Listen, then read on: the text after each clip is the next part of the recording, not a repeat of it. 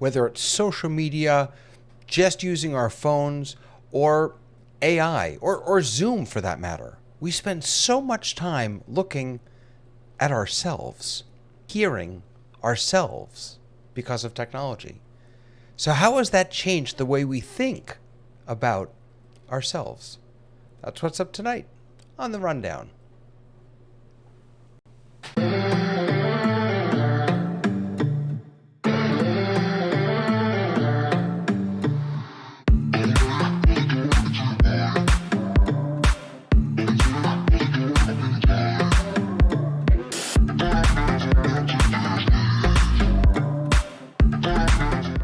Hello, everyone. Welcome. Good morning, good afternoon, good evening. Welcome to The Rundown. Really happy to have all of you here today. Especially happy to have this amazing panel of friends. And Lois told me a long time ago I should stop calling us experts, but I'm going to say it anyway, experts. Starting with Tamra. How are you, Tamra? I am good. I'm super excited about this topic tonight. Yeah, I am too. I agree with you 100%. It's like, I've been thinking a lot about it. What'd you say? I said I've been thinking a lot about it. I have been too. Especially because, you know, my daughters are, they span from 16 up to 27. And so they're in prime, take a picture of me doing everything age. Yep. And the number of selfies they take is just, it's astounding to me. So I'm fascinated on how I'm excited on how their perception of themselves has changed and thinking about that. Right. This is a man I would always want to be in a picture with, Mr. Tony Mobley. How you doing, sir? Wait, press that button again. You double clicked. There you go. Okay, so apologies for that. I'm happy to be here with you and the panel. Looking forward to this conversation tonight. You had a friend of ours from the Zoom Test Kitchen on last night. You had John Drinkwater on, right? I did. I did have John Drinkwater on last night. We had a great time. That's awesome. And just for a little preview, someone that's on the panel is going to be on with me next week. Okay, this is like rundown roulette. Let's see, who's it going to be? I'm guessing Tamra. You are right. Nice. Next Wednesday. Here we go. What time is it? 8 o'clock? 8 p.m.? 8 p.m. Eastern. 8 p.m. Eastern. Tamra Peak will be there. Love it. And Lois Richter. How are you, Lois? I'm doing very well. And there are plums still. Plums? Yeah. Well, you know, it's that time when the fruit is ripening and everybody has so much harvest and what do you do with it all? Well, Jim and I are just the two of us. We don't eat that many plums. And so we invite the neighbors. When the plums come in, I put a sign out in the street so my neighbors can drive by and it says plum picking and they can come by and get stuff. We do that with mangoes. When that doesn't get enough, we call the senior gleaners, they used to be called, now they're Davis Harvest. And they come with a team, they get all the fruit off the tree and they take it to the food bank. Oh, it's lovely. It's lovely. We do that with mangoes down here in Florida. We have mango trees all over the place, and there's just millions of mangoes. It's unbelievable. Yeah, delicious. And last but not least, our good friend Dave. How you doing, Dave? Always bringing up the rear. Yeah, always bring up the rear. That's only because you're number 4 on my stream deck. Well, there you go. Don't mind it all, actually. Cleanup is, just what I do. And our azaleas are coming in bloom now, and the sun is up all the time, and it's a whole different world in summer up here. Oh, that sounds beautiful. Love I'm wearing the shirt again today to let That's right. The official OH shirt with the logo slightly askew from center. Is yours?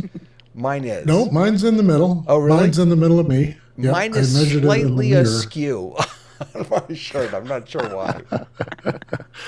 Some of them, they were handmade, right? So they're not machine made. Oh, they were. I didn't know that. That's why. That makes sense. Okay. I'm probably going to try and be first to get a hat. I saw the hat the other week with Alex, and I'm a guy who wears a cap, so I'll get one of those. Oh, I love it. It'll replace my Radio Paradise one. So. Love it. I'll get a hat too. But before we get hats, we got to talk about some news.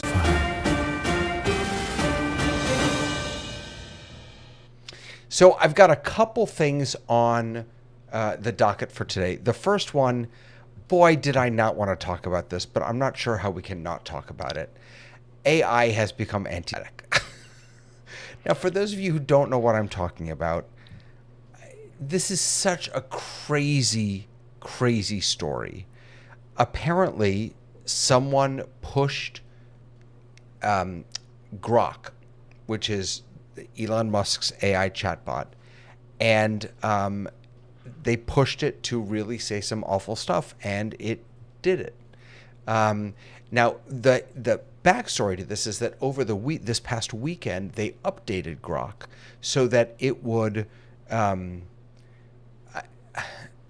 trying not to be political. Be more. Say things that others might hesitate to say. A little more provocative, you're saying? Be more provocative, perhaps. And it ended up posting. So someone posted a picture and said, "Who is this?" from a screenshot. And Grok replied and now deleted X post. This is another thing, by the way, that Grok apparently does it post like everything it says to X? I don't understand this, but somehow it got to X. That it was a person named Cindy Steinberg, and it added she's gleefully celebrating the tragic deaths of white kids in the recent Texas flash floods, calling them future fascists. Classic case of hate dressed in activism, and that surname every damn time, as they say. And then it was asked if and it said more terrible stuff. So I'm less interested in the anti-Semitism here, and I'm more interested in what this says about the state of AI, what it says about us, and is this something that we can expect more of, you think? Is AI... Well, this is a bit like the goofballs at Uber who were looking up girlfriends or following cute girls, find out where they live. And they had control of the maps, and they took advantage of it. And they have iRobot. But this wasn't a person doing this. Dusting machines have cameras in order to navigate, and there are guys who look at the pictures of people coming and going in their house. But this wasn't a person. No, I know it's not a person, but it was a setting that someone decided to put in without looking at consequences. It was a setting, yes. Yeah. Well, and also it's very different. It's a different response, right? Because the first part of it is this is what this is, and then it generates what she's doing, which is completely you can't get that from necessarily a picture to the level that it reported back, right? So it is very intentional to, like, there's some kind of coding or some kind of thing that's making that an intentional response, because the answer that it gives isn't even it isn't a good AI answer. Mm-hmm. So it could be any name that sounds Jewish. Right, because that this is so-and-so is a perfectly AI response. The second phrase is a conjecture based on that picture, and that is not a traditional AI response. Yeah. Yeah. We should be concerned. It doesn't help. We should be concerned. I think here's where I'm struggling. I would be asking different questions about this if it was from OpenAI or Anthropic or one of them, because it's coming from Elon Musk's AI, and because there's just right, wrong, or otherwise, there has been chatter and talk about him and his views. I don't know. I think if it was on any other AI, I think I would probably say that's awful, but AI can only put out what we give it, and that's what we've given it. The fact that this is from his, I don't know. It's Did the people who own Grok change it? Did they respond and say, oops, and change it? Well, so yes. It took down all evidence of it. Yeah. Right. Is it different? I mean, they have they recoded? We'll not know for sure. Right. Oh, ask a similar question and see what happens. I mean, I'm sure people by the thousands are doing that right now. Yes. I mean, their CEO resigned Not, she didn't say because of this, but I mean, the That timing helps is she in is. at least. Yes. And this Go continued. ahead, Tony. And I was just going to say that it always goes back to the initial conversation that we always have about good information going in. And, if it's good information, we have to be mindful of the fact that if we don't put good information in, then that's going in as well. And so at some point, there was evidently some prompts that were not necessarily positive. They were, let's just say, they were trash data that was given to the system. And I want to say, David, I think we're happy. We should be happy that OpenAI and some of the other main AI features don't do that kind of sharing. This is why it's important for there to be. I know it's not a good word now, but diversity in terms of what is inputted to these AI is important. It really is. Yeah. No, and that I comes think to image recognition too. I mean, if it started with an image and they gave it a name, identified the person, but facial recognition has had huge flaws because the information fed into it to use the analysis is not representative of the full population. Let me just chime in here, and then Tamara, please jump up. That Elon Musk responded. He said Grok was too compliant to user prompts, too eager to please and be manipulated. Essentially, that is being addressed. Not sure I buy that, but okay. The CEO of X announced Wednesday she would be leaving the company. We don't know why. And then a spokesperson for the ADL said that companies that are building large language models like Grok and others should be employing experts on extremist rhetoric and coded language to put in guardrails that prevent their products from engaging in producing content rooted in anti-Semitic and extremist hate. I mean, that statement in and of itself is interesting to me because I'm not sure I agree, to be perfectly honest with you. I mean, don't get me wrong. I don't want anti-Semitic or any hate speech, but I think there's something to be said for, we're talking today about self-reflection. There's something to be said for having ourselves reflected back to us. So, I mean, Tony really hit the nail on the head, I think, is that this is less of a problem. I'm putting words in your mouth, but this is less of a problem with AI and much more of a problem with society. Well, and also the people programming, right? So you have an internal programming problem. You have an internal diversity training problem, if this is what the prompt was. I worry a little bit more. This answer was almost so comically out of line that it was very easy to look at it and go, Yeah. well, that's not true. What really worries me are the phrases that come out of this that sound decent or that sound good but have those coded messages.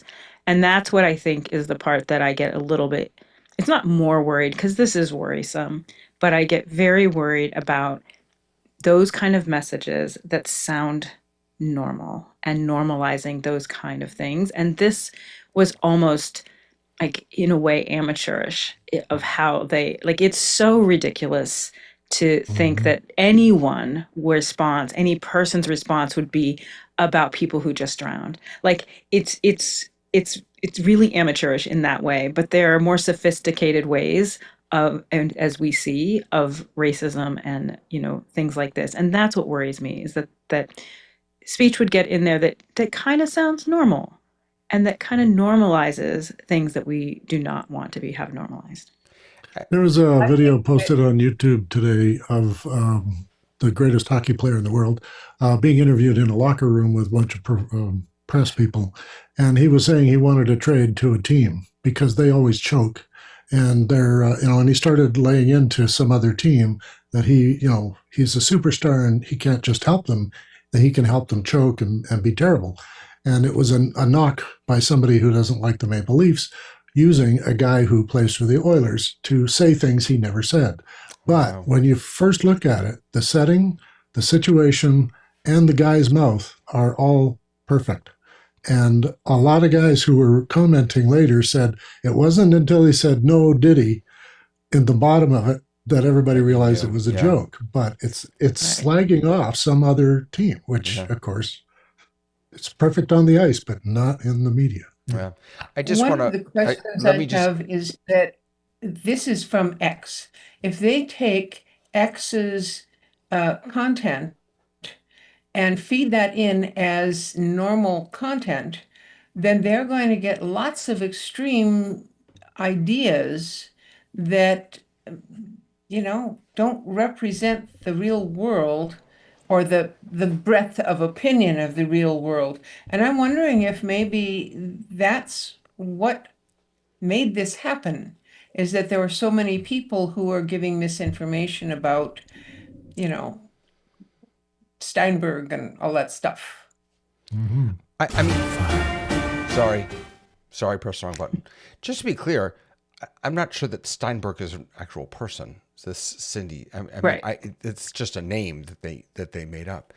I do want to bring in a comment, and I think this is why I didn't really like what the ADL said about this. Preventing bad speech isn't the goal. We should highlight hate speech for what it is and speak about why it's wrong. It's a little bit like the argument, against tearing down monuments. That some people make the argument that when you tear down a monument, you're not just tearing down a monument, you're stopping a conversation. You're stopping an opportunity to learn. Now, others would argue that the monuments should, if you want to learn from them, put them in a museum. They don't have to be out, in Central Park or wherever. But I think there's something to be said for this is out there. It's real. It's ugly. For me, the question is, Lois, maybe this is where you were getting at, is where did this actually come from? Was this, is it the coders? Is it the AI itself? I'm not clear that it's not the AI itself. I just don't know enough. Or is it us? And I just don't know. But the whole thing is just scary to me. It is.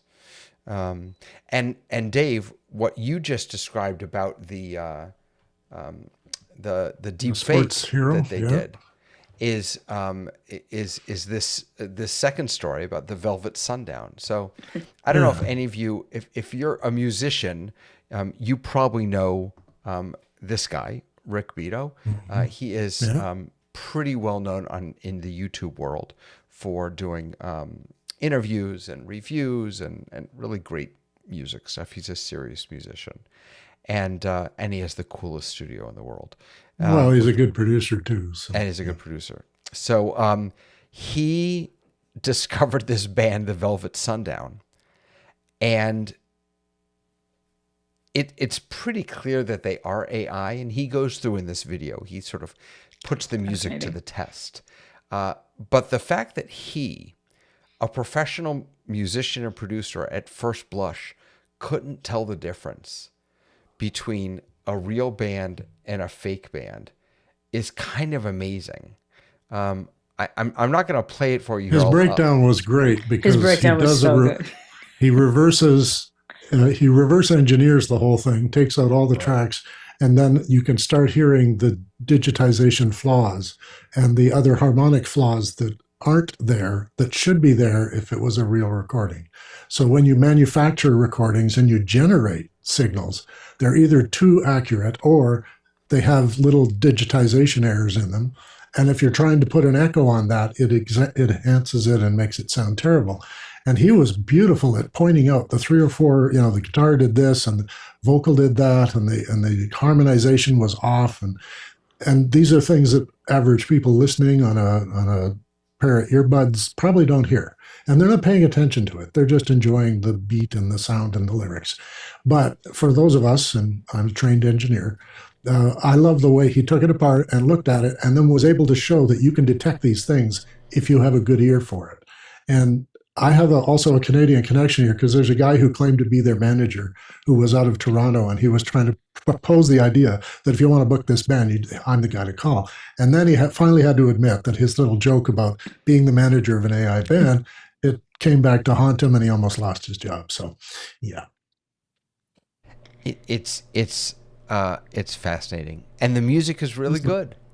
I mean, It's not bad. It's pop. That's the thing. What's interesting is that it not only uses the music, but it also uses what AI can tell you about market research, because it has, by being on Spotify, listen, lots of musicians go on Spotify and they don't instantly have a huge following. So we're actually talking about two sets of AI. We're talking about the AI to make the music, and then also how do you market it to the right thing to get that many likes and that many subscribers. Right. This is the thing about it, right? Is that what was it what did it hit some ridiculous like 30,000, like 300,000 or something crazy. Well, it went up while he was doing his recording, yes. Right. So that's what was interesting to me, because I was talking to writers today who are starting to use AI in a way to look at market research. 474.3 thousand monthly listeners to the Velvet Sundown, which isn't a real band. Right. It hasn't been around for a month. I mean, this is really pretty crazy. Yeah. We should have fun with this because it is silly, but it does point to something. But it's also not silly. How much will people care? Right. If they just like it, if they enjoy it. Mm-hmm. I'm a fan of electronic music and early electronic, like, the early boys making noises rather than music. And I'm a big fan of that stuff because they were doing stuff that nobody really liked. And I was curious as to why these artists thought this was something we should hear. And now, of course, EDM uses all those techniques and has all the synthesizers and does all that stuff. And people rave around it and have a great time.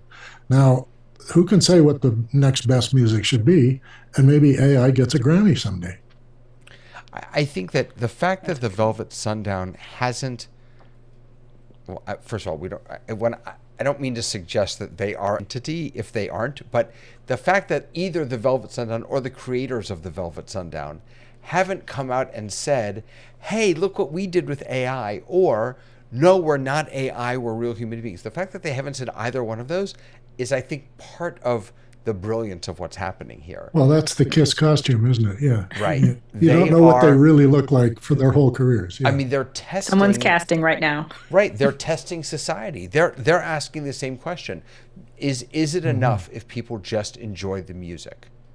Do we have to? I figure the rendering is still happening for the real guys. Like, they're going to invent some real guys who are going to answer questions and do all that stuff and make it look like they're a cool band. This is like Milli Vanilli for the digital age.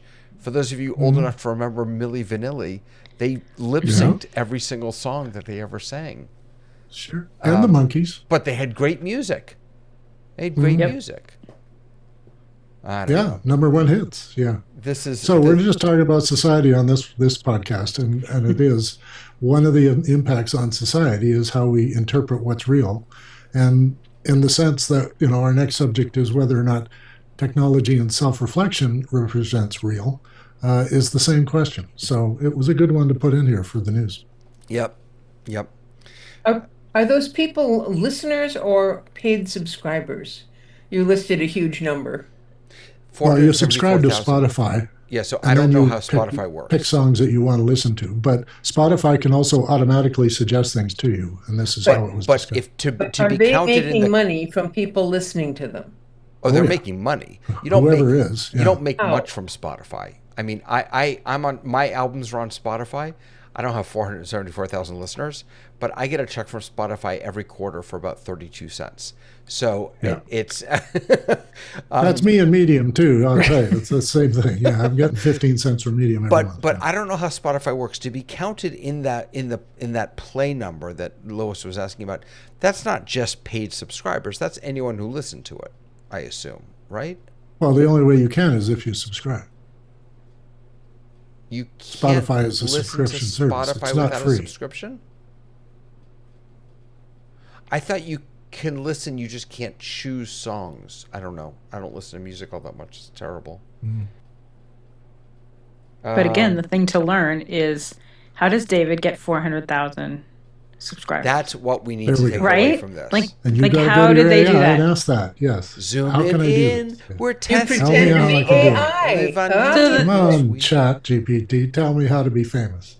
Right. So then the question is, it's not kids behind this. Is it some major corporation that is doing all this? So that's I mean, that's the testing part. it That's a out. really Yeah. interesting question. If it's Yeah. kids, first of all, I mean, good Congratulations. on them. Sorry. Like, Hand those guys some ribbons. Good job. Yes. You deserve Right. you deserve that Grammy. right. If they You produced figured this well, out, friends. Listens are free and paid users. So yes, so you could be Okay. a free or paid user to listen. Thank you, I'm Fatness. And they do make money, fractions of penny per listen. He says it's huge. Yeah, it's huge. I get most of my money from, not most of my money. Again, like the total quarterly check is in the pennies, but I think iTunes is probably not iTunes. Apple Music is probably the most of all the different streaming services that I get from. But I also have a very small audience. Moving on To self-perception. to self-perception. Yeah. So, do you take selfies? Let's start with that. When's the last time you took a selfie, Tamara? We I took was one at forced the into doing it on a beach. weekend last week. Yes. Okay. I was So- visiting friends. Yeah, it's a out of force town. for me. Yeah. Wait, what did you So say, when I, Tamara? have, when I have a medical problem and I need to see it and I can't see it, I take my camera and take a picture of the thing and then I neat. look at it. Is that a selfie, David? It is. Sure. It's legit. You're David is going legit. hysterical over there. Yes. I'm just. Now, if you I have a have selfie my drop. like this, you with like, your, Yeah, exactly. like behind your But back. that On your only foot, yeah. happens when someone that I see, an old friend or whatever, and like I'm at the Whole Earth Festival and here's someone, oh, I haven't seen them in years, and they want a picture, Right. and they want it. I Yeah, if my brother's there, he's tall, he has long arms. I never do selfies on my own. Like there's no No. never. They have to And pay I'm me to still get a- into their selfies. Tony, I'm last still time a you took a proponent of selfie. having someone take a picture of us, right? Just either a third party or somebody, just if they want a picture of me visiting them, well, let's get a kid to come out and take the picture. Right. That's actually one of my favorite things to do is to go to some play tourist someplace and then see people who are taking each other's picture and who are obviously a family or something and go up and say, "Do you want me to take a picture of you?" And I do that all the time, and that's my form of selfie. Yeah. Tony, fun. last time you took a selfie. That's the one.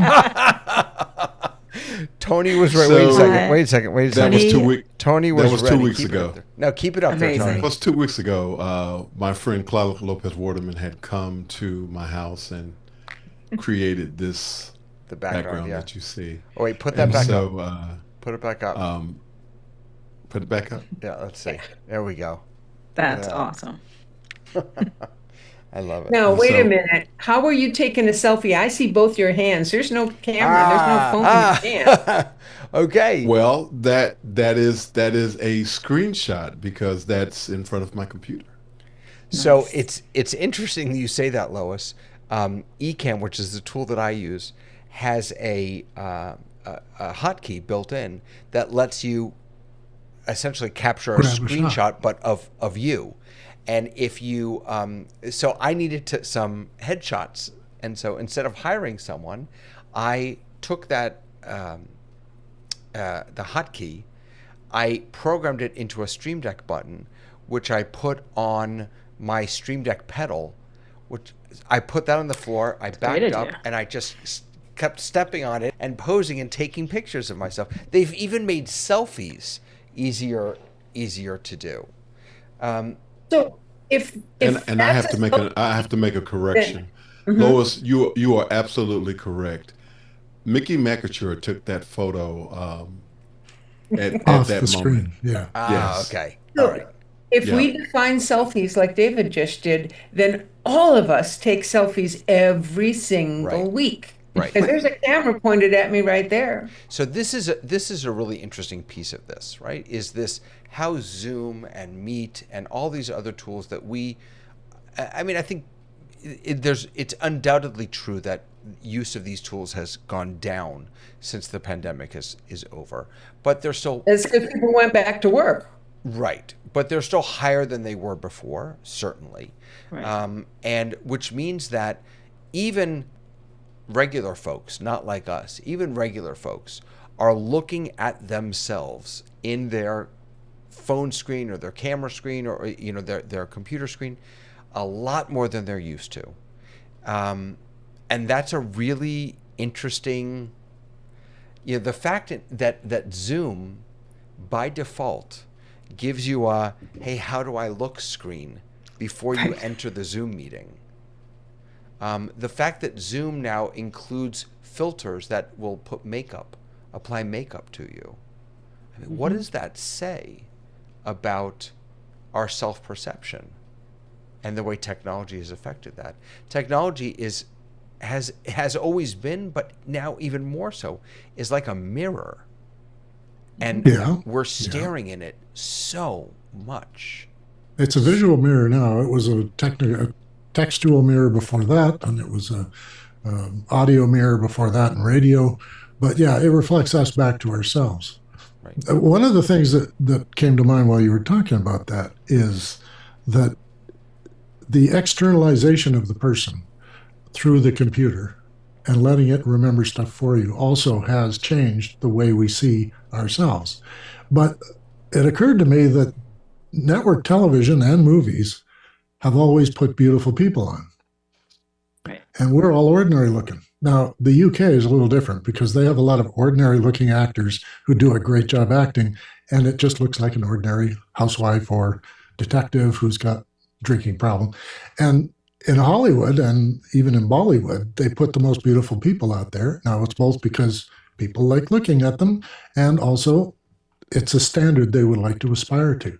So when a person comes onto a YouTube channel and wants to do a makeup thing, they want to be looking good because they're trying to sell the makeup.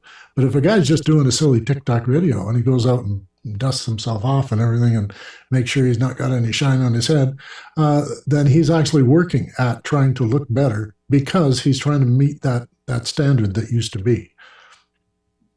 But I also think that what you said is kind of interesting because post-COVID, we have also elevated in media, because media that people are watching are YouTube and TikTok, the ordinary as superstar, right? So in some ways, like that's a positive thing That's a that someone can democratization. Yeah. someone can get onto TikTok and go, "Hey, I was just in Target and I had the worst experience and I'm looking disheveled and the kids are screaming in the background, but I want to tell you about it." Or, "Hey, my pool's green and I want to take you on that journey of making it blue." How it got Just to be. regular things are becoming are people are attaching themselves to wanting to follow them, and I think that in some ways that's a positive thing.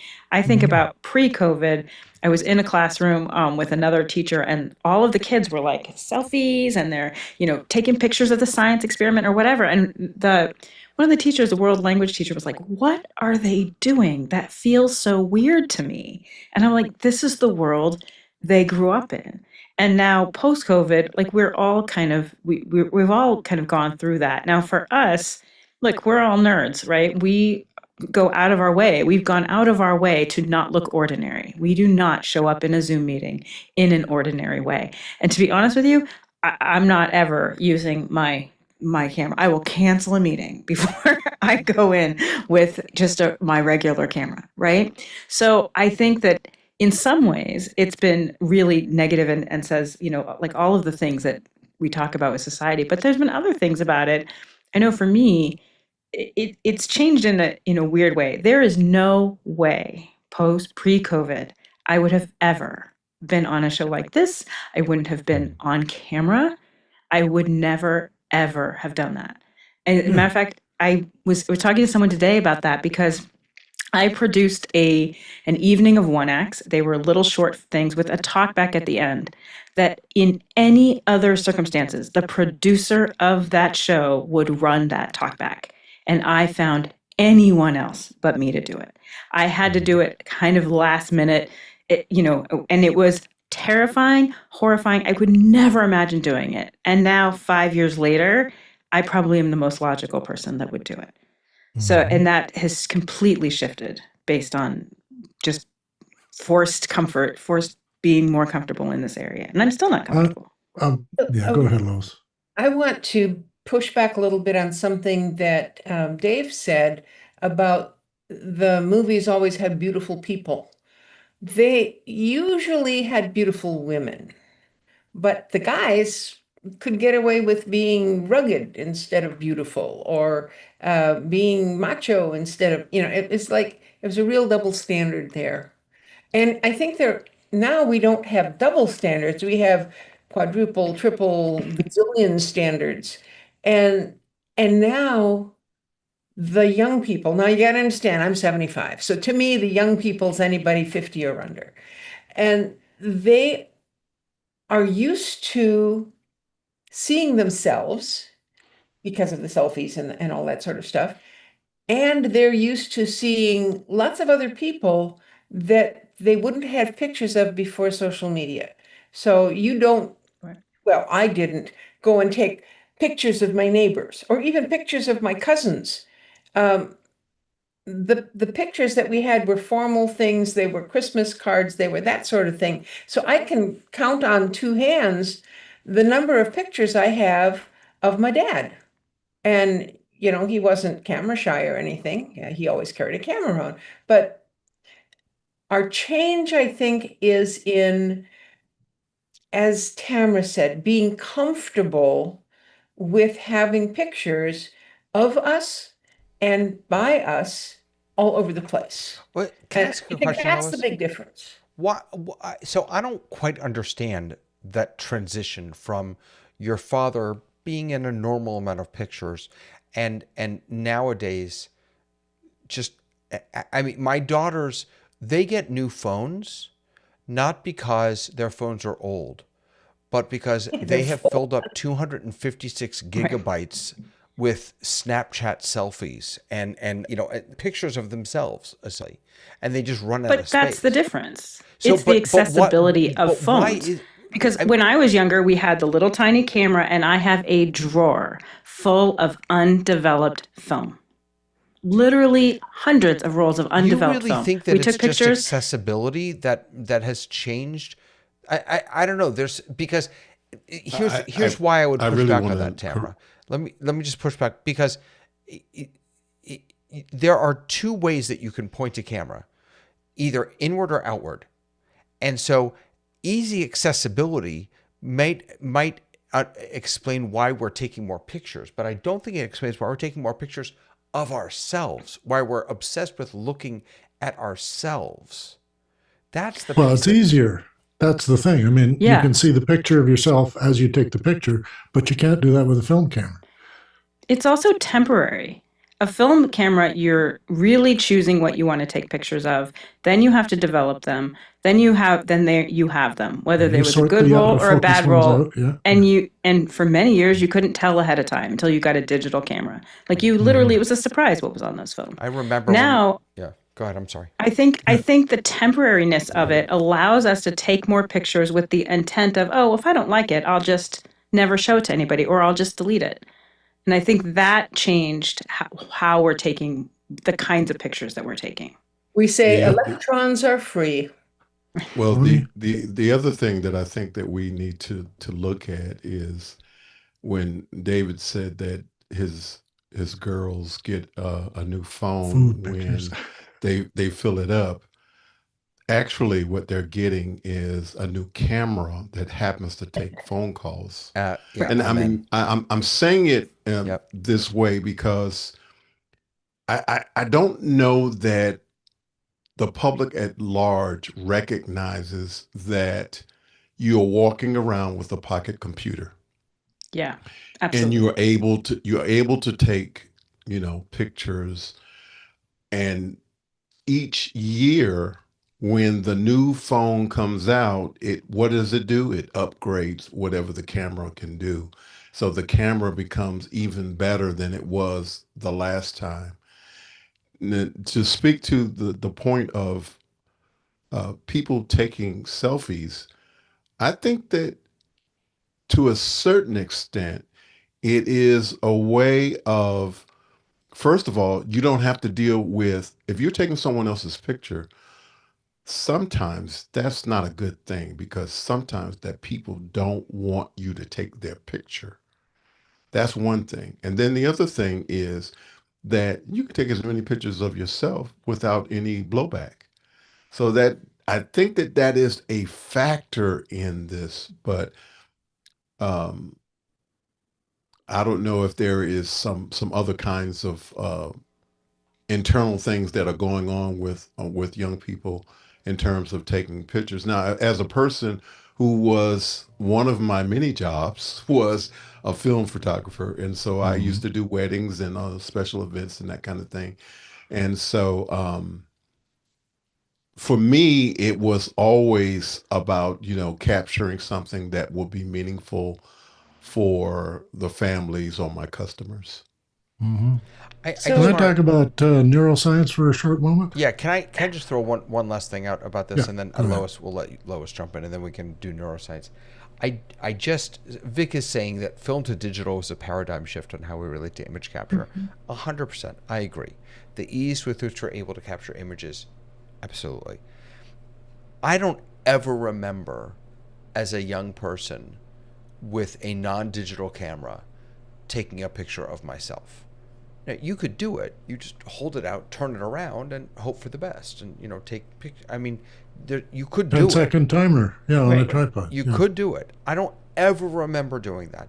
What I do remember is when my first daughter was born, there were no digital cameras yet. And so I took all these pictures from a disposable camera, or maybe it wasn't disposable, and then I ran to the CVS right around the corner from the hospital and I got them developed, and then I ran because I couldn't wait to get them. It took a day, but they didn't even have 1 hour back then. So again, it's the taking pictures of ourselves. It's how has this technology impacted the need to see myself, how I feel when I see myself, what it means to be able to see myself. That's the piece that's interesting to me. Gary is saying all my mirrors are broken, so I take pictures of myself. Yeah. I Lois think and the then change Dave. from One of digital. the things Hold on one second. Let me get Lois in. one of the things that I saw my parents' generation, and they're all gone now. I mean, they were born in, 1910, and so they wanted to have proof that they'd been someplace. Right. So they either bought a postcard, or better yet, they took a camera with them and they asked someone to take their picture. And they got a picture of themselves in front of the pyramid, on the boat, or That's wherever. fascinating. And Yeah. that was like so commonplace. Yeah. Everybody was doing that. Now, you don't have to have another person. You can stand in front of the pyramid and go like that and, take a picture of you and your sweetie or whatever. You can, if you still have a camera, you can do the whole tripod timer thing to get the whole crowd in there. But I think that we're assuming that this is uh, a new desire, but in part, it's just a new technology for an old desire.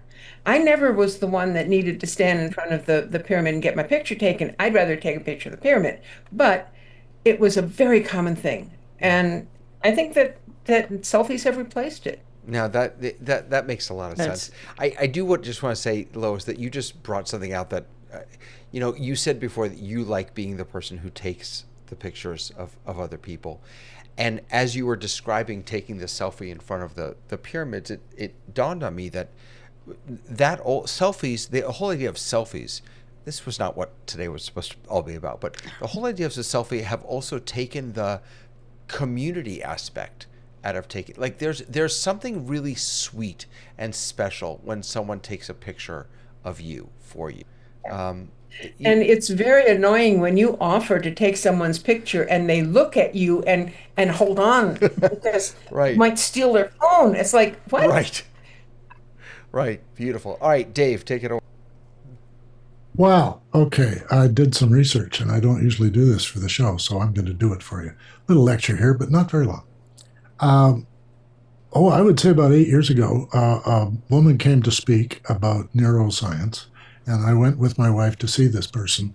Her name is Baroness Susan Greenfield. She's a neuroscientist in England. She studies the neuroscience of consciousness and the impact of technology on the brain.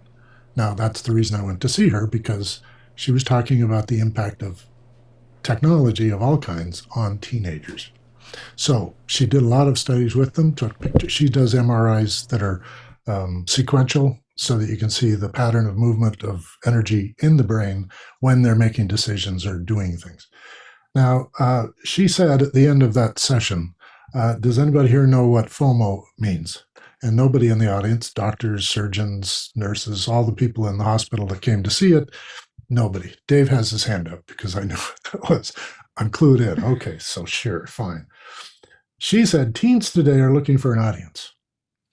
And they're not taking selfies for themselves or their best friend. They're taking selfies because they want to be seen by other people. They want to use that selfie to show that I was here. I'm in Trafalgar Square and I'm here. It's not family that they're doing this for, which is what Lewis was saying with pyramids. You want a reference that, that was a great holiday and here we were at the pyramids and it was a great day. And it's a memory icon. She says their brains are adapting to a high-speed and complicated world. You and I are all slow, and this is part of our disadvantage, is that we're slow to take on things. They leap off the cliff and don't pull the parachute. So when I was mentioning earlier the externalization of the self, this is why I thought she was very keen for me to hear what she had to say, because she went through the various models of the brain and how we understand how it works. And each time she added a layer of technology. At the industrial age, this is what brains were known to do. And then the model changed because, machinery, it wasn't like clockwork anymore. It was more like a steam engine. And then it became, well, now we're talking about brains as computers. And I think the resonance with people who find a computer in their pocket, they've taken their brain and put it in their pocket, and they're trying to let it do the memories, the icons, the searches, and it handles their audience. So for the sense that it's changed the way we want to appear in Zoom or on YouTube or on Instagram feed being famous, this is the thing, is we're not doing it anymore for the memory purposes. We're doing it to make an impact on somebody else. So that's the change that's happening. So let me ask you about that. I had a meeting with the woman who does marketing for the temple that I'm with, and she was explaining to me that sort of the guerrilla marketing where you're just trying to get lots of likes and things like that, that really isn't the thing anymore. I'm not sure I agreed with her, but this was her argument. She said, ever since some sites allowed you to turn off the like counter or the thumbs up counter, a lot of influencers are not, that's not their goal anymore. That's not how they're, so I wanted to ask about likes, views, follower counts, because self-perception isn't just about our physical self, as you said before. I think it's about our social self and our psychological self. And a lot of times we put our physical self out there for others to see, hope that they will tell us they've seen it and that they'll give us a thumbs up or that they'll give us a like or they'll put a comment. I mean, for goodness sakes, Tony and I, every Wednesday night, Tony asks people, to subscribe. Every Thursday night, I invite people to, I mean, part of what we're doing here is looking for validation, I think. But some of that, I think, kind of shifting us a little bit, when you were talking about like what made the shift, I think that's exactly what made the shift. Facebook and Instagram made the shift. And the reason I say that is that our old pictures were about putting them into photo albums for ourselves. That's where that art hung, that it was a piece of art, it hung on the wall or it hung in photo albums.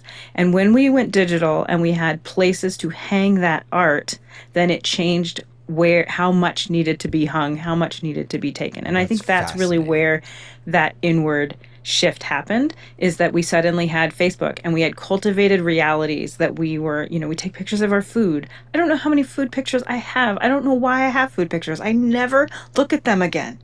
Like ever. Tamara, I have never in the history of being alive taken a picture of what I'm about to eat. Never have I. I'll send you I'm mine. ashamed that you have.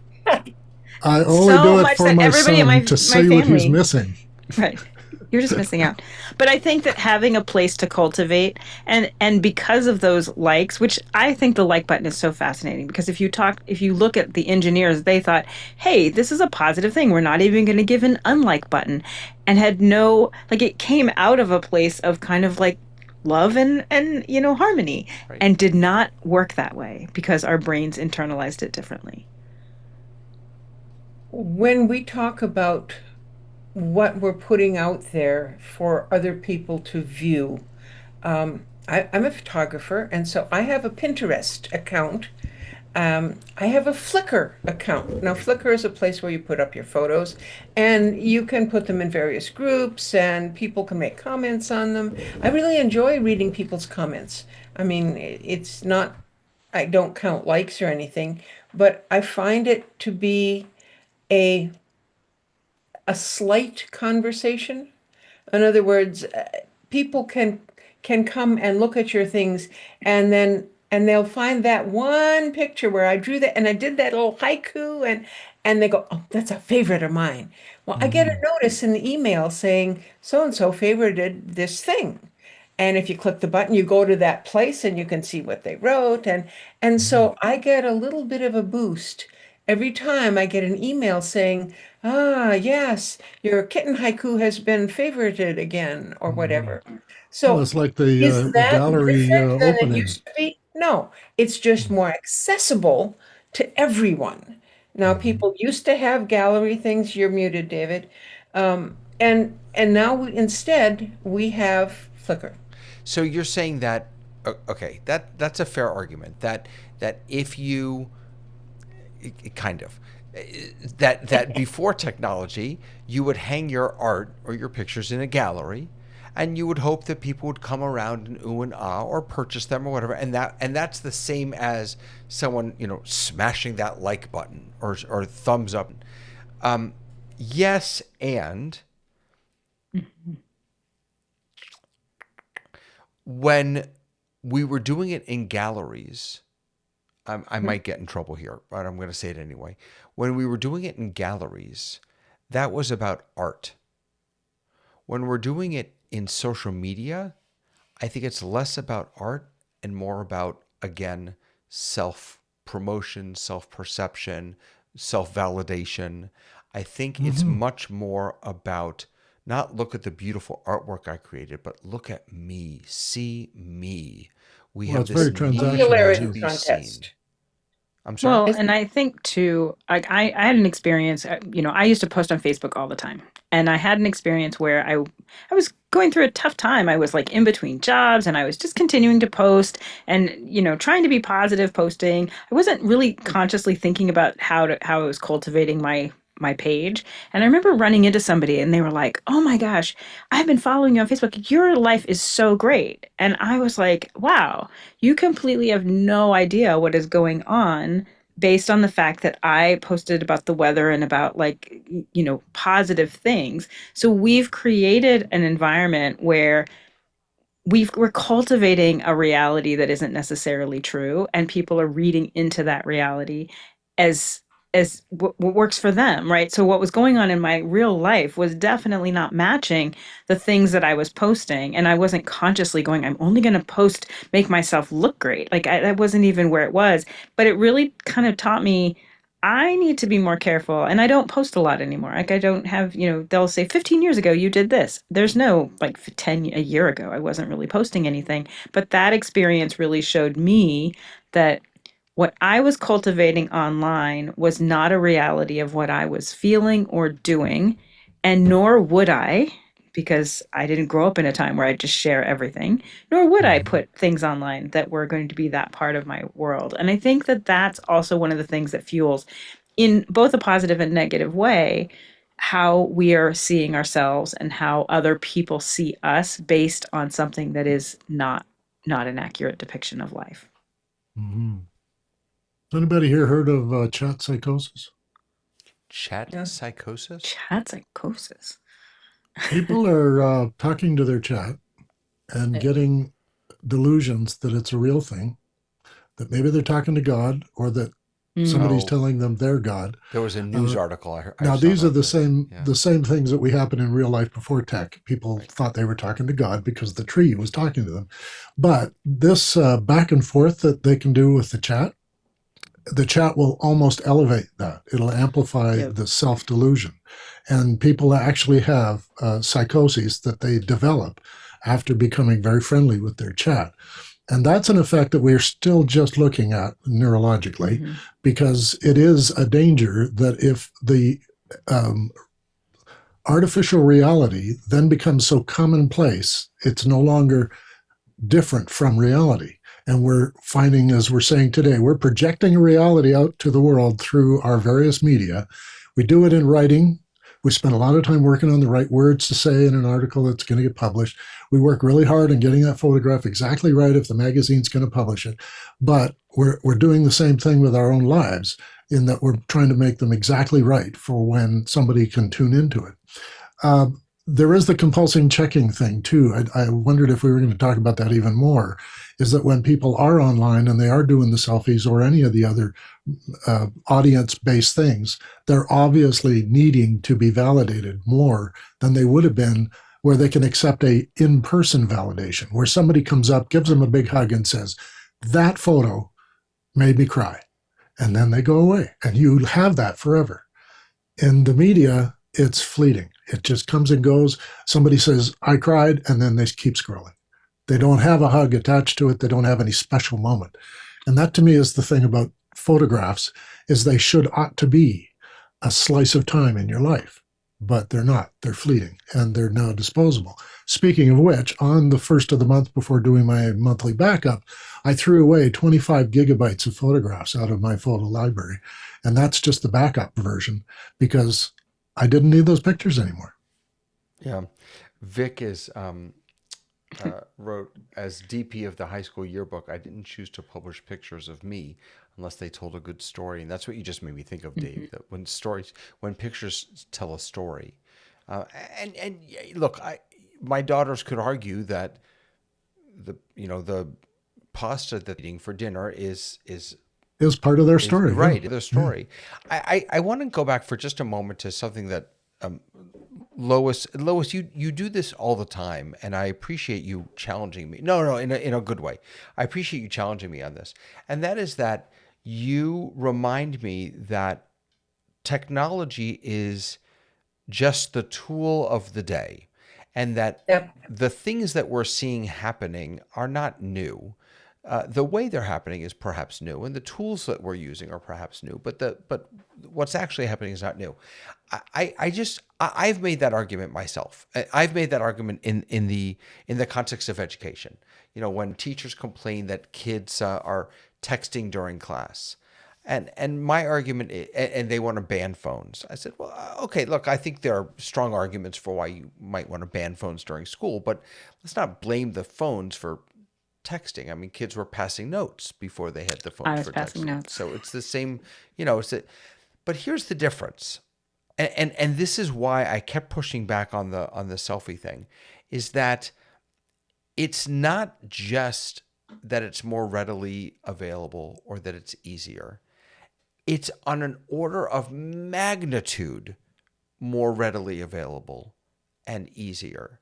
And so people who never would have thought to put their hand out, turn the camera around and take a picture can now do it. People who never would have thought to use their dinner as a story are now doing that. And that's where technology and social media and AI, for that matter, turns the corner from becoming a tool.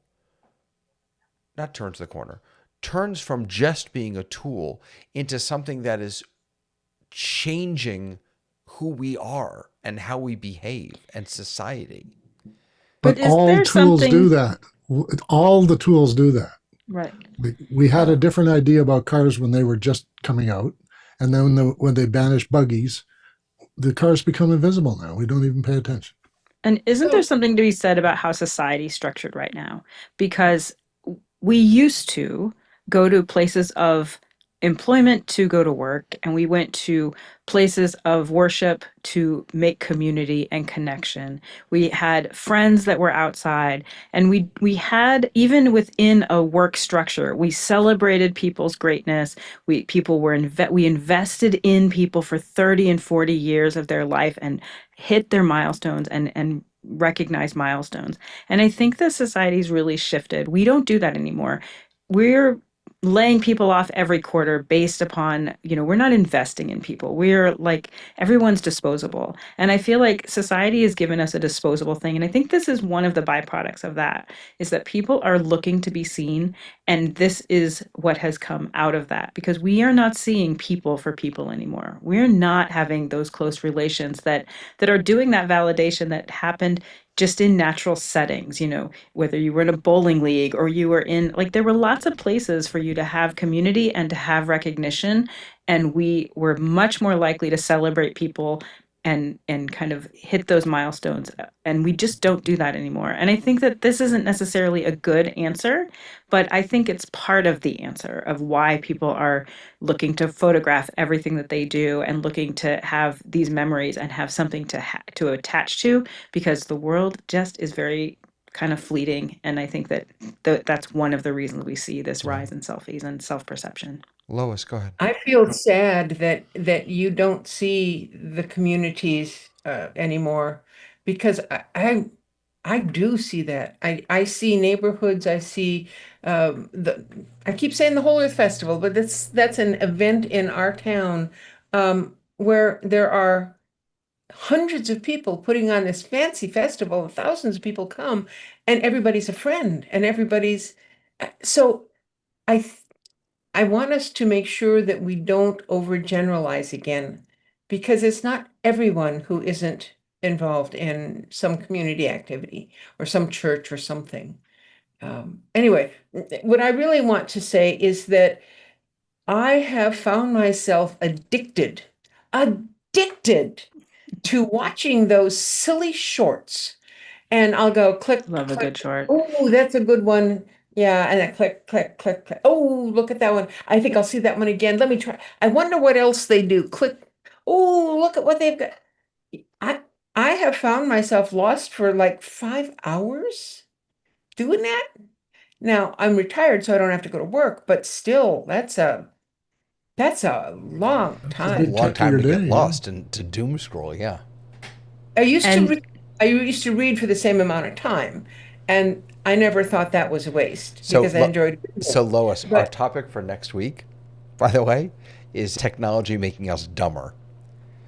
And what you just described, no, what you just described Well, is. I hope I is- can remember that for next week. I just hope I can. is remember. I wonder if what you just described is a symptom or part of the problem, right? That we're not reading anymore. Is that we're Oh, I'm still reading. I Oh, just yeah, added 5 hours of scrolling. right. I have to We're put not taking time to parameters. think about it either. This is the other thing. I have a meditation practice every week, and it is time for me to turn off the world and just think. And I learned this from masters, to do a walking meditation, where you just take a stroll. You don't really pay a lot to anybody around you or dogs going by, but you take thoughts with you and you work them out. And you can do it any time of day, but I have it on one day. It's kind of like going to church for me. And it's like the Quakers standing silently together to commune without speaking. And if you feel compelled to speak, that's the spirit. And you try and search for your spirit. Now, the sense of this with the technology is it doesn't want you to do that, because they can't make money off it. Letting you discover more things about yourself tends to make you want to turn the other stuff off. So I'm just warning you. Oh, wait, that's fascinating, right? The monetization of self and how that affects the way we see. That's another really interesting piece of this puzzle. That's why I keep mentioning externalization. I've learned more about how I appear and how I gesture all the time and the faces I make, and that other people have experienced me for years and years and years. And until I got in front of a camera and saw my own recordings, I didn't really realize how animated I was.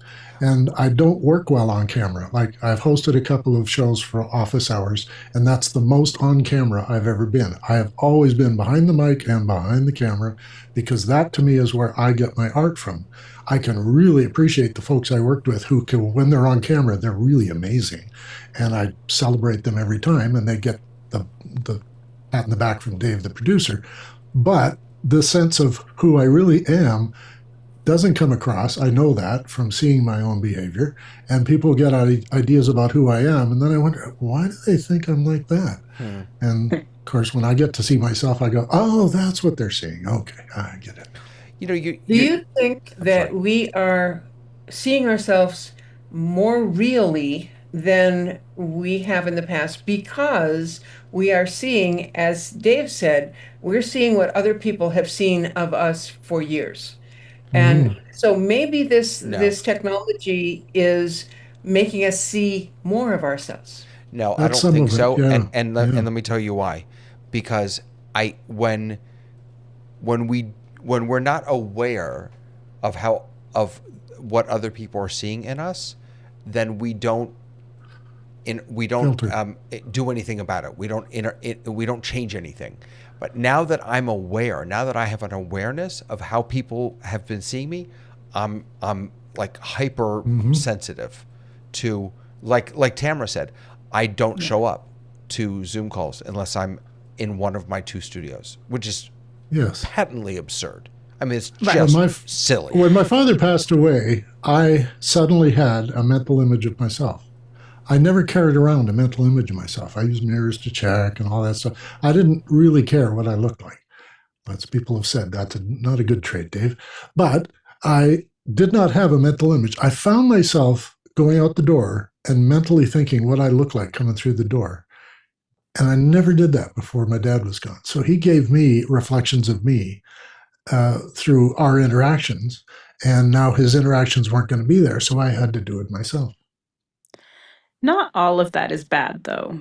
I mean, not all of it is. I think that I always think of the Johari window where it's like there's 4 squares to your personality. The square that you show other people and that they see, the square that they see that you don't see, that blind square, and then the things you keep to yourself and the things that you don't know about yourself. And I think that like that is so interesting how we've shifted that window a little bit. But there's been other things, like for me, there's been really great things about this too. Like I've really come into myself in ways that are more authentic and more honest than I was before.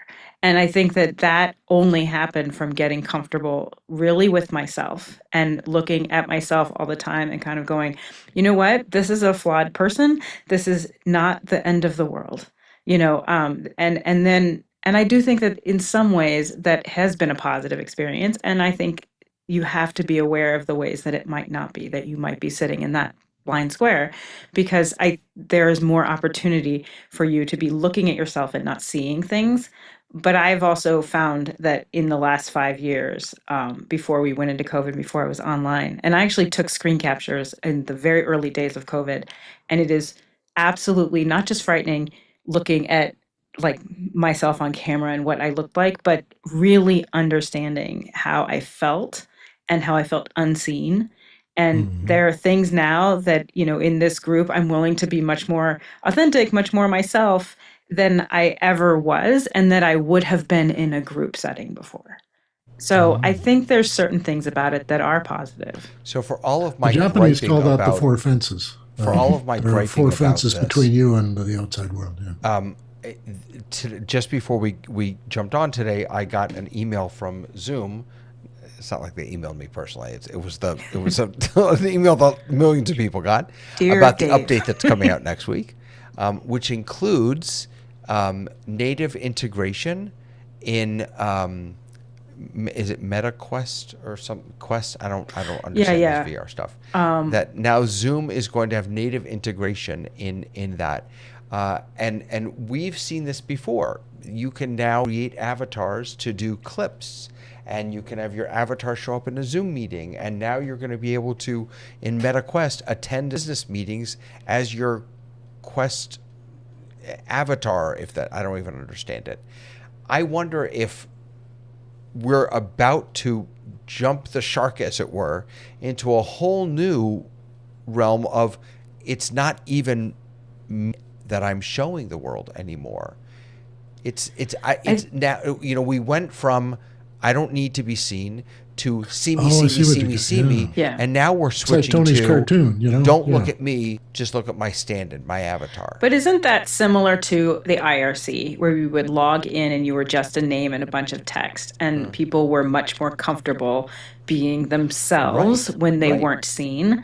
But I will say this: we've had avatars for a couple years now, and they were pretty fun. I love my little panda avatar. It's one of my favorite things in Zoom. I've never once shown up, even in a other than the hey, look at this little feature and turn it off. Right. I've never shown up in a Zoom meeting that way. I have shown up in meetings where I turn my camera off and my name is there or a picture that I put there. But the truth is, I've never. And I designed an avatar that looks pretty close to me. She's got little glasses and a I little did bun too. on her head. Yeah. But have you ever, Dave? You don't show up to meetings like No. that. They're fun, but they were fun to create. But the truth is, that has not been our reality. But I do think again, that it'll be interesting to see with VR where this is the new reality where everybody's doing it. But is everybody going to do it? Is this a 20-year thing? Absolutely not. Not at all. Everybody will not do this.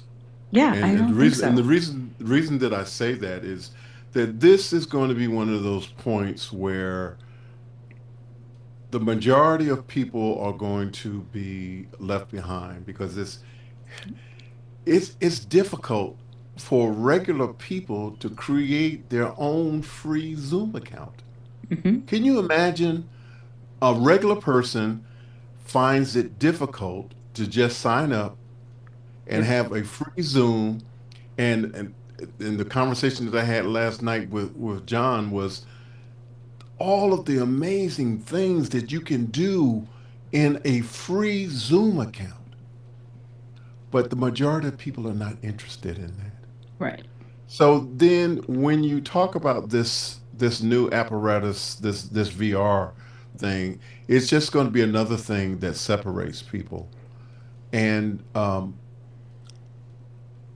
my pushback with a lot of what we've said tonight is that my understanding initially of the selfie was that it was the person holding the camera asking someone else to get in the photo with them, or they were around a celebrity and they wanted to be seen with the celebrity. Now, I might be wrong about that, but I think that initially that was where it started.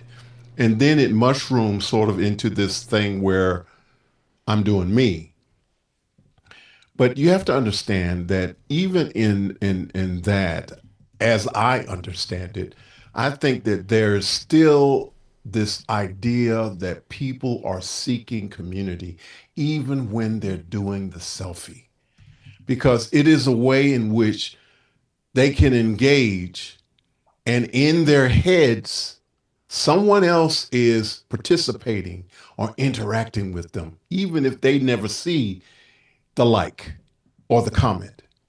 It's a way in which they are projecting a community. When your daughters are sharing the meal, well, I want to say is when they're taking the picture of the meal, they're sharing the meal. They are sharing a community experience for those that are on social media. Um, I get on my son. He works in a restaurant and he's in charge of uh, providing meals, and he creates these fantastic meals that are not on the menu. And I have to say, you need to take a picture of that. That's important. You need to take a picture of that. Somebody might want to know about that. So I said that to say that my understanding is that even when it's a selfie, it's an opportunity for communion or community Yep. or interaction.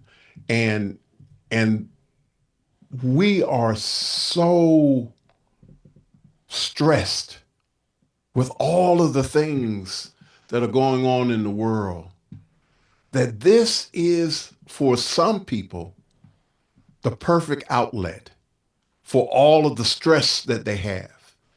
I take this selfie. It's about me. It's about who I'm interacting with, who I'm sharing this with. And so I thought it was important to just lift up that point. Yeah. Go ahead, Lois. I want to talk a little bit about recreating yourself, about not feeling that you are good enough as you are. Now, I grew up in the 60s and 70s and turned into a feminist and moved from backwoods Michigan out to California. I avoided very carefully and very successfully all that cosmetic stuff, all that the makeup and the all that stuff that women were taught you had to do in order to be acceptable, that you were not okay as you were.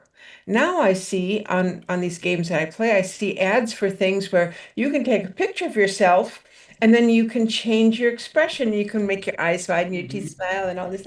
And it's very realistic looking. It looks like you because it started with your photo, but it makes you acceptable. It makes you look good. And that's, I think, always been a problem for some people that they're told they're not okay. And in whatever way you're different from the norms and the models and the things that people tell you society says you should do this. I actually don't believe that society is an entity. I think it's a group of people. So if somebody tells me I should do this, I'll just look for somebody else to talk to. But anyway, the the thing about changing yourself to look the way you think you're supposed to look has been with us. I'm worried that these technologies are only going to make it worse, only going to exaggerate it. Well, and we know that they are because we have higher instances of youth depression than we've ever had. We've never had youth depression and I see it even if I'm tutoring like a first grader who will come in and I'm like, this kid's having an existential crisis.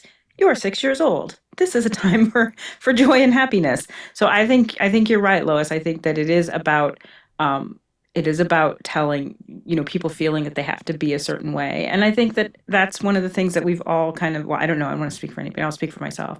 I know for myself, that's been one of the things that I've always struggled with, but I was never into like dressing a certain way or looking a certain way. I've always been, a theater geek, odd girl out. So like, I found my tribe in that way.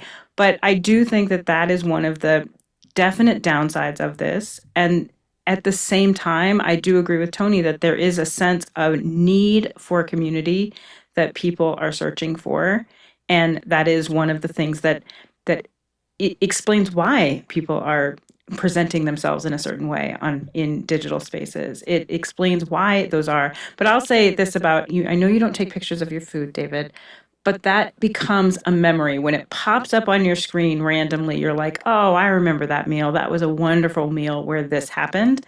And so I'm the angsty one in my family. Like, just eat. Don't take pictures of food. But I also understand that they Well, are that's true unless you take pictures of everything you eat. right. In which case, nothing becomes a memory because it's because then you end up Loses with all 25 the value. gigabytes Right, of right. photos that you have to throw away, like Dave just did. Yeah. And you can take pictures of it because it's art. I mean, when I make a breakfast that looks particularly lovely, for Right. me, that's art. I'm Right. not taking a picture of the food for food. That's how it looks. Right. And so we're going to stop because it's already after 10:15, but Eastern time. But I just want to say that taking the picture because it's art is one thing. Sharing it on Instagram, Is a different thing. it feels different to me. That feels like, again, and I'm not saying this is bad, by the way, because I do it. I mean, for goodness sakes, I'm on this show. I'm on Zoom test. Like I spend every minute of every day saying, look at me, look at me, look at me. So I'm the worst offender of this, but I feel like putting that picture out on Instagram is less about the art and more about I need attention so that I can have a good self-perception. I only feel good about myself, or I feel better about myself when I know that other people feel good about me, and that's I what have I'm to worried disagree with you, David. Yeah, I'm going to push back a little. Oh dear You know, God! What just happened? Listen. Well, we've gone into therapy now. Listen. You are not doing what you do simply to be seen. No, that's true. Right. Some There of it, is though. no way. Not simply. Let Not me simply. finish. It wouldn't last There is 5 no minutes. way. There is no way that you do what you do just to be seen. There is a mission in what you're doing. And because there is a mission in what you're doing, it gives what you do value. Now, you might say to yourself that I'm saying, look at me, look at me, look at me, look at me.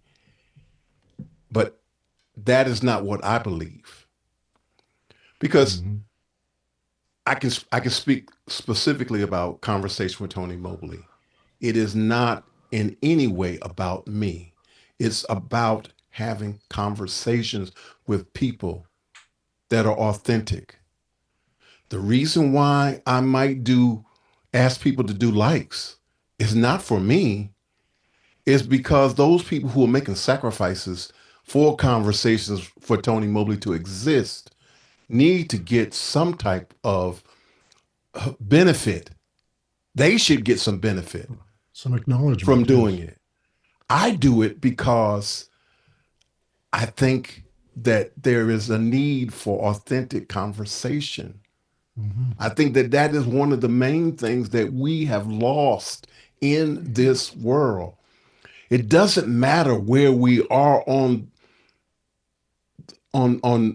different positions, but the fact that we can't talk about what position we're in is the problem. Right. And so what you do is provide an opportunity for conversation. You provide an opportunity for interaction. So maybe on the surface level, I might let you get away with that, but it's not true. Well, It's not true for you. It's not really true for me. It's not true for most of us that are doing what we're doing. We're not doing it because we want to be seen. Because if that was the case, I would never come on camera. Right. I think that subconsciously, technology has impacted our need to be seen, or our need to see ourselves. Perhaps that's what I'm getting at. Well, we Has wanted to it read our name in the impacted or newspaper, revealed you it? know? Has it impacted or revealed it? Because has there not always been a need to be seen, even in Yes. groups? When you look at kids on the playground, absolutely. how they interact with each other, they want to be seen. They want to be friends Mommy, with look people. at me, look at me. Right. So I'm not sure that isn't Yes, something but that hasn't always existed, and that technology has revealed that in an exponential way. Yes, but again, Yes. so this is the same thing that I said with Lois before. If it's one thing to reveal something, it's another thing to amplify it to an exponential degree, and that's where I think. And I'm not, I'll sleep fine tonight knowing that technology has done this. It's not the end of the world, but I don't think it's just look at this. I think it's everybody do this, right? That's what technology. But it's that's not the impact. everybody, David. No, It's not universal. I'm using Asking everybody to generalizations, do but it. what I'm saying is that technology doesn't just reveal; it amplifies to a tremendous degree, and that is sometimes amazing, and sometimes incredibly detrimental. And I'm not sure which that is when it comes to our self-perception, but I'm not as altruistic as Tony thinks I am. I'm just not. I mean, don't get me wrong. I love you guys. I love having conversations. I love teaching. Absolutely. I'm in it for me. But isn't I it mean, I fun to am. listen to your own voice at some point? I do listen to my own radio show when it comes on Yeah. the air. I turn the radio on. I like listening to my own Yes. radio show. Yes. I want to just one last thing, and then I'll quit. When you take a picture of your food or of yourself or of the pyramid or whatever it is, the taking of the picture is informed by the intent of what you're going to do with it. So I would take pictures of food, maybe because they were artful and I enjoyed it, maybe because I'm in a restaurant and I'm going to do a Yelp review and I want to give somebody something, maybe because it looks so darn nice. And if you look right from that angle, oh, isn't that cool? I mean, it's like, why are you taking pictures of your food? And it's not a universal Right. answer. I think It's a very diverse answer. Very personal thing. Yeah. Yeah. Can I just share something here? I asked disagree with earlier that. if I could share We're gonna something, have so to I'm wrap just it up. I completely disagree with that. But go ahead, Dave. Last word. Okay. Well, I wanted to share this picture because I used it in an article about the mirror effect of technology and mostly media. This on the left is an iPad. Hold on a second. No one can see that. I have to. Okay. So they can. I didn't. Yeah, Hold on. it's still there if you got it. I'll get it. Just give me a second. I gotta Yep. figure out what I'm doing here. Doing this on the fly. I don't know what I'm doing, and oh my goodness. But the purpose of this picture was to demonstrate an effect of media, in that media doesn't just influence us; we influence media, and all media are environments, and they adapt to us, and we adapt to them. Wait. So stop this talking. picture was taken to demonstrate what happened shortly after the iPad was introduced. My favorite printing shop handed out the notepad, giveaway, and made it look like an iPad. that's awesome. So we had an effect on their industry, thinking that people would be more interested in having an iPad-looking notepad than a notepad-looking iPad. And this is the mirror that is the tetrad that you were describing, Tara, earlier about people. There's a similar tetrad for media. And you can always understand media better by knowing the four things and this is only just one effect, but it does imitate, and that's reflecting us. So I'll stop sharing that picture now. I love Dave, that. thanks for like the that. conversation. I like that. It was a very fun conversation. This was so wonderful and so rich, and I disagree with everything, but I love disagreeing with you. It's so much fun, and I'm so grateful for all of you. If you want to join us, as always, you know where to reach me. I'm not going to keep saying it, but you can hit me up on Discord, pop me an email. We're here every Thursday, and so we'll be back next Wednesday. We'll be back next Thursday also, and we'd love to have you come back. Thank you to everyone who's watching, to Victor and who else? Gary is here. John Fatness was there. is here. I'm sorry? Yeah, John was. Yeah, John is commenting. here. Really good to see all of you. I'm really, really glad that you were all with us tonight. All right, my friend. Have a good one. Bye-bye.